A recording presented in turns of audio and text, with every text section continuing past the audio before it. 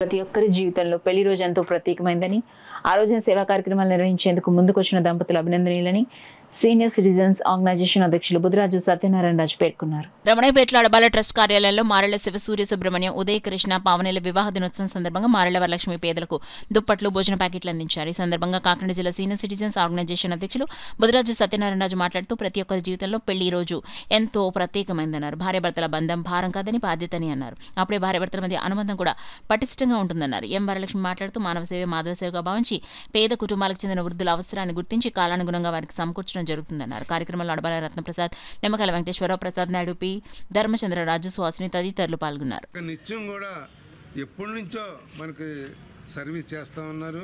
మరి ఈరోజు శివసూర్య సుబ్రహ్మణ్యం పావని వివాహ సందర్భంగా మీ అందరికీ ఇప్పుడు చలికాలం కాబట్టి మరి దుప్పట్లు ఇవ్వడం జరిగింది. ఆ దుప్పట్లో మీరే కప్పుకోవాలి. మీ అబ్బాయిలకు కానీ మీ కోడలకు కానీ ఇవ్వకుండా మీరే కప్పుకుంటే వాళ్ళకి సంతృప్తిగా ఉంటుంది. మరి ఈవేళ ప్రపంచంలోనే వయోవృద్ధుల సంఖ్య దినదినం పెరుగుతూ ఉంది. వాళ్ళందరికీ ఆదరణ చేసేవాళ్ళు తక్కువ సంఖ్యలో ఉన్నారు.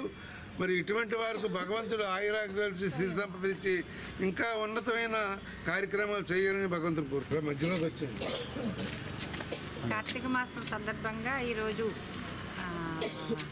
మా అబ్బాయి శివసూర్య సుబ్రహ్మణ్యము మా ఉదయకృష్ణ భవాని వివాహ సందర్భంగా ఈరోజు ఇక్కడ కొంతమందికి దుప్పట్లు అన్నదానం చేయడం జరిగింది.